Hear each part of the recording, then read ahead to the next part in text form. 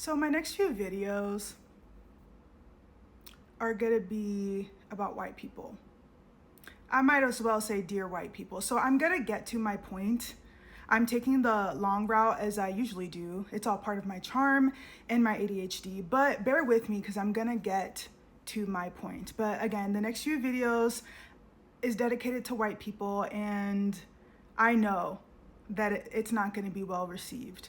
But this topic specifically has been brought to the forefront of my mind because I just passed my 3-year mark of being in Denver, Colorado. Now, Denver is not bad, it's not terrible. I've decided to stay here. Originally, it was supposed to be like a hop, skip, and jump back to California from Florida. I do eventually think that I'll end up in California at some point, but Denver's not terrible, right? So I moved here for my white ex-best friend of almost 20 years. And I had visited her quite a few years prior to me moving here for like Thanksgivings and Halloween. And at those points, she was trying to convince me to move to Denver. And I was like, no, Denver's nice, but it's not my cup of tea. What is that saying? If you want to make God laugh, tell him your plans. Like, I was so adamant that I didn't want to be in Denver because it just wasn't my scene. You know what I mean? Like, I'm outsidey, not outdoorsy. I like the mountains, they're cute, but I want to go back home, after 30 minutes. Denver's a very niche place. And I feel like if you don't fit into those niches, then, it can be kind of, I don't know. Anyway, but besides the point, there came a point in time where my circumstances changed and I was like, you know what, Denver it is, and I moved here. So I'm talking to my best friend about good neighborhoods, things to do, what I should get involved in. I've always been a creative. I've always been a writer, a singer, I was working on my media projects even back then as well. So, she was telling me how to get involved in those type of atmospheres, et cetera, et cetera. So then of course you ask, so what should I be aware of? What should I be weary of? And really the only thing that she told me was the faux allies, that they are out here in abundance. Faux ally. So if you're asking yourself, Lauren, what's a faux ally? A faux ally is an ally to your face, but as soon as your back is turned, it's not the same thing. Or they're an ally until times get tough, they're put into uncomfortable situations, and then all of a sudden, other things take precedence.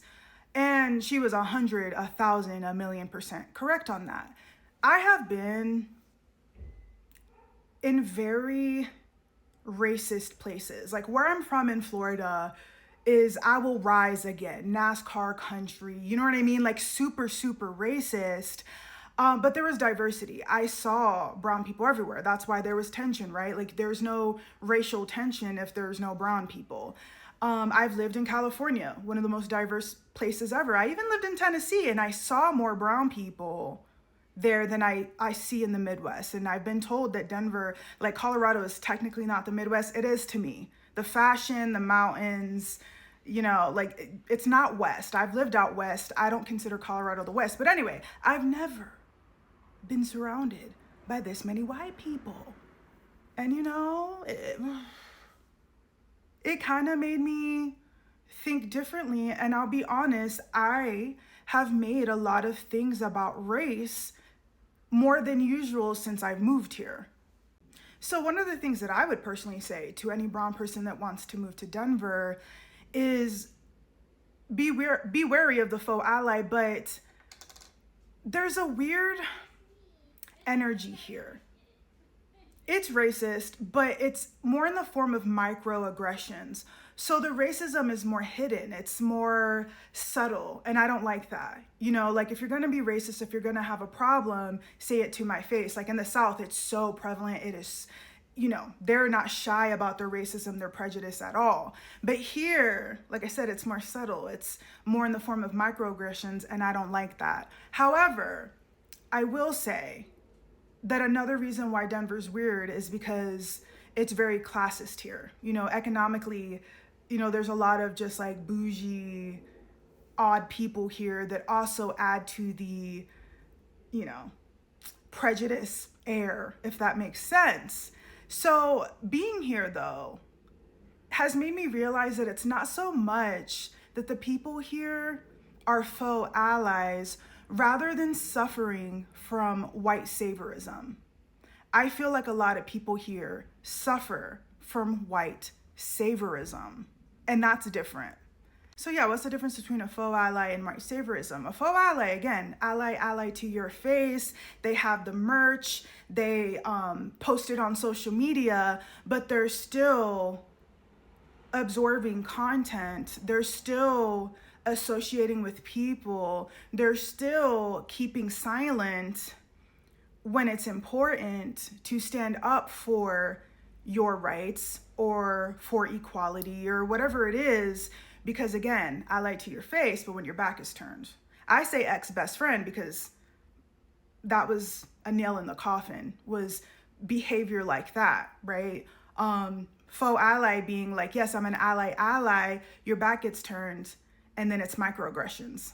You know what I mean? That's fake, that's a faux ally. White saviorism is, of course, Black Lives Matter, but in the way that I think they matter. Of course, I want to change and I want to march with you and I want to prove to the world that Black Lives Matter, but in the way that I want to do it and in the way that I see fit. And I'm sorry, how does that even make sense? We're even seeing the disparity between white feminists and I guess brown feminists. It's, I remember making a video like a few weeks ago maybe about the American Eagle Sydney Sweeney ad, right? And I was like, what a privilege it must be that the worst thing that happened to white women this week was an American Eagle ad. You know what I mean? Like there's, do you catch where I'm trying to go? It's just like, okay, like your heart may be in the right place, but your execution is misguided because you want to do it your way. You want to impact these social issues on your white terms when you're not impacting change. So you develop a white savior complex because you view things through a white lens, right? That makes sense. You develop your opinions, your critical thinking skills, obviously your thoughts impact your actions. So now your actions are through a white lens. The issue with that though, is if you can't separate your ego, because I think a lot of this is, ego-centered. If white people cannot take their own personal ego out of it to be able to put themselves in the brown person's shoes, especially when we're talking about social issues that directly impact brown people, then you lost the plot, as they say. Because what happens when you view these things through a white lens is you develop blinders that make you not see what your own people do to impact these issues. Because again, at the end of the day, you're a white person. And I think we saw that, through this past weekend. But also, when you're trying to implement change, you subconsciously implant your own maybe subconscious agenda, I don't know how else I can say that, into these issues. So you're not really fixing them. You feel like you're fixing them. Your intention is there, but you're not. You're not. Not for the brown people that you're trying to stand with to change these issues, this isn't just like a white lens versus brown lens. It's also a female lens versus male lens, right? Why a lot of women have such an issue with men constantly feeling the need to make decisions on our bodies when they've never been a woman a day in their life. They don't know what it is to birth a child. They don't know what it is to risk your life giving birth. They don't know what it is to face the social and economic challenges that come with children or that come with being a woman. You know what I mean? They don't understand that because they're not women, yet they constantly make decisions. And that's why we don't agree with a lot of those decisions, right? The same thing can be said against rich versus poor. The only issue with that one is a lot of poor people haven't gotten that. They think they view things through a rich person's lens. And that's why over half of this country votes against their own interests when it comes to the economy, right? I remember, speaking of California, my favorite boss ever, but California is expensive. I lived in Los Angeles, and at the time I had to give up my car when I lived there. And I remember my boss, sweetest little Asian lady. I love them so much. They were the greatest people. She was like, oh my God, Lauren, like, why did you give up your car? She was like, transportation is so important. And I was like, well, most Americans have 2 paychecks in a month. Because of the cost of living and the cost of housing, for most people, that one paycheck goes entirely to rent. So then you have another paycheck that is supposed to last for the month. If you have a car, that means maybe a car note, car insurance, wear and tear. This was LA, so I had to pay for parking everywhere. I was like, that could potentially take up half another paycheck or more. So what do I have to live off of? Make it make sense. The math ain't mathing. And she's like, oh, sometimes they have to be reminded. They have to, again, separate their ego and their way of thinking, place themselves in your shoes to understand where you're coming from. And she was like, yeah, oh. And later, when I approached her for, commissions and things like that, I feel like she gave it to me because, one, I was a good employee, but she understood where I was coming from in that small moment. And that's a lot of what just doesn't happen in America. So I'm to my point. As we all know, Mr. Charles Kirk passed away. He was assassinated. He was gunned down. And that developed a topic of conversation on the internet. I have had, my personal conversations about it with like coworkers, but also people in my inner circle, as I should say, people who I genuinely care about their opinion, right? And what is shocking me to no end is people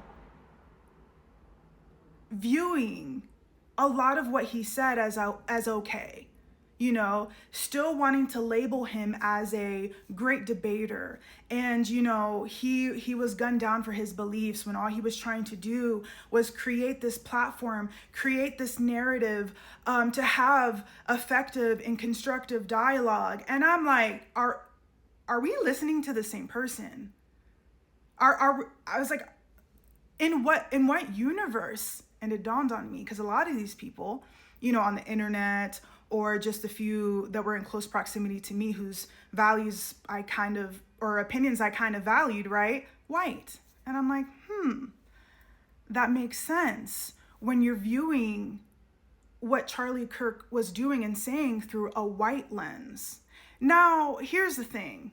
I want to do the same thing that he was doing. I eventually want to create a platform where I can talk about certain narratives. I want to have constructive dialogue. And the thing about it is he wasn't shy about saying that he lacked empathy, that he hated empathy. And that was, in my opinion, where he went wrong. The thing about empathy controls your ego, right? It can separate your ego so you can understand that not everything is about you. You place yourself in other people's shoes to be able to view things from their perspective, to maybe feel the things that they have felt. And because he wasn't able to do that, or didn't even want to do that, when he was trying to have this dialogue, it was so tone deaf to many of us brown people. But it wasn't even just brown people. It was, trans people. It was gay people. It was, Democrats. It was basically everyone that wasn't a white conservative. Women. I'm so shocked that so many women support him. I'm like, okay, but here's the thing. I have watched a lot of Charlie Kirk videos and clips against my will, but also because I do fancy myself a creative journalist. I even have this in my bios. I'm a media personality because, again, I do want to eventually create a platform to do something very similar to what he was doing. When I listen to his clips and everything, like his biggest thing, I feel like, because he kind of, no offense, regurgitated a lot of his facts, a lot of his statistics. It was the same thing. Maybe because he went to different colleges, he would say the same thing. But DEI, right? Like, I think one of the messages that these people, specifically towards me, was trying to convince me that he was for America, that he was for the greater good, was because he believed in a society. He wanted to create a society where every man, woman, and child would be judged on the content of their character, which, I mean, of course most people will agree with that. The thing about it is he couldn't acknowledge that our system currently wasn't built that way. And because it currently wasn't built that way, there was protections like DEI, like affirmative action in place. And now that it's gone,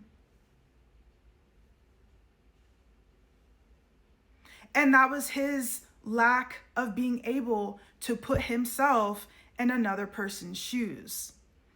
You know what I mean? Because he saw all these issues through his white lens. The majority of his followers saw it through his white lens. So bringing me back to what I had said earlier in this video, when you have a white lens, that puts blinders, and that doesn't allow you to see the entire picture.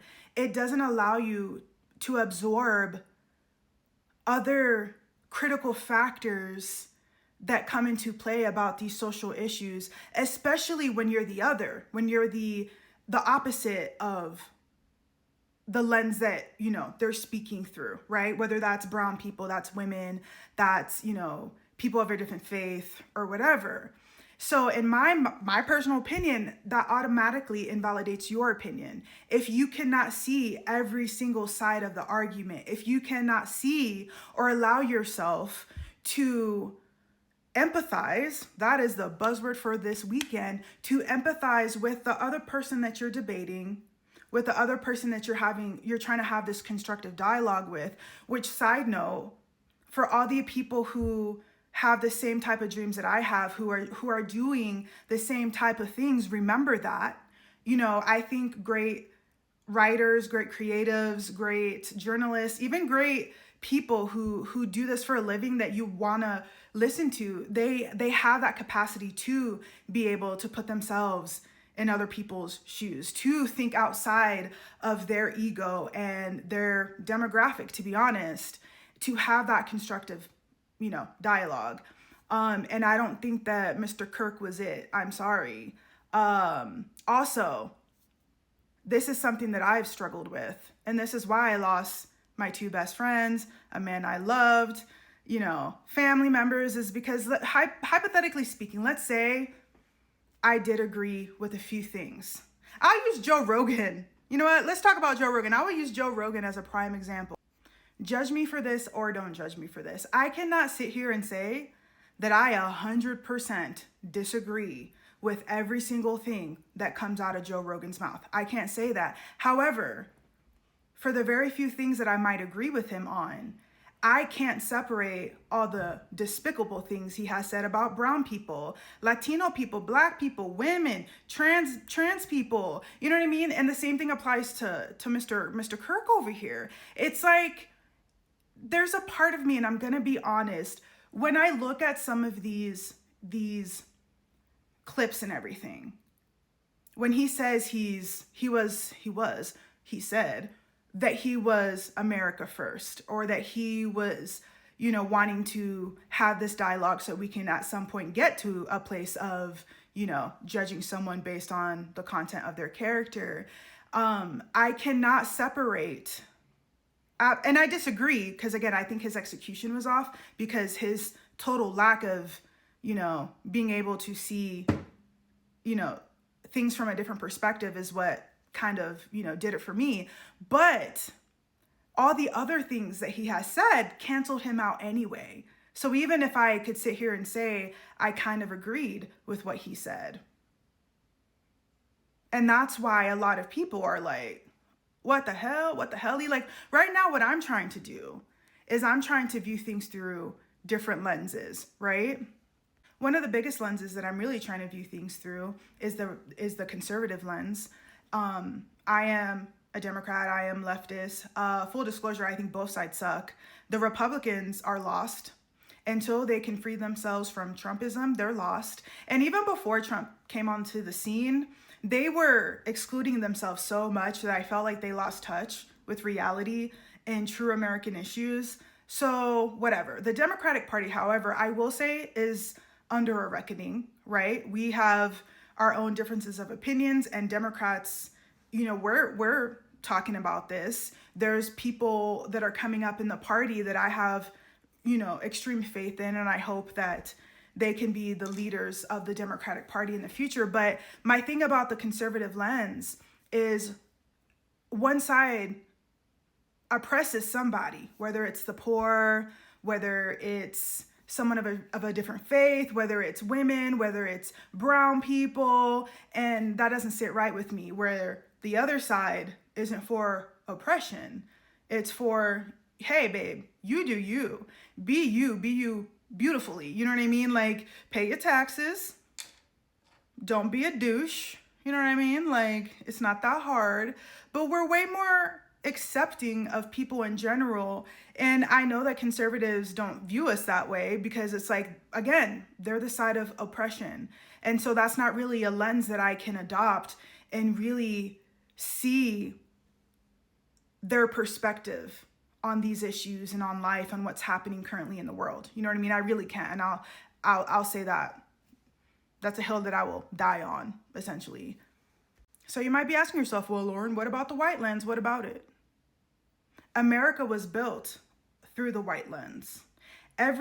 Almost every aspect of American life and American culture is through the white lens, whether it be our beauty standards, our advertising, our education, everything is through, even our art, you know what I mean? Everything is through the white lens. I'll even take a step further, that white people have taken so many things from brown cultures and then try to push it back to us through their white lens. You know what I mean? So it's just like, the empathetic side of me, of course, I'm like, I want to see the view of white people's perspective on a lot of these issues. But I feel like, these issues are issues because, this world is through the white lens.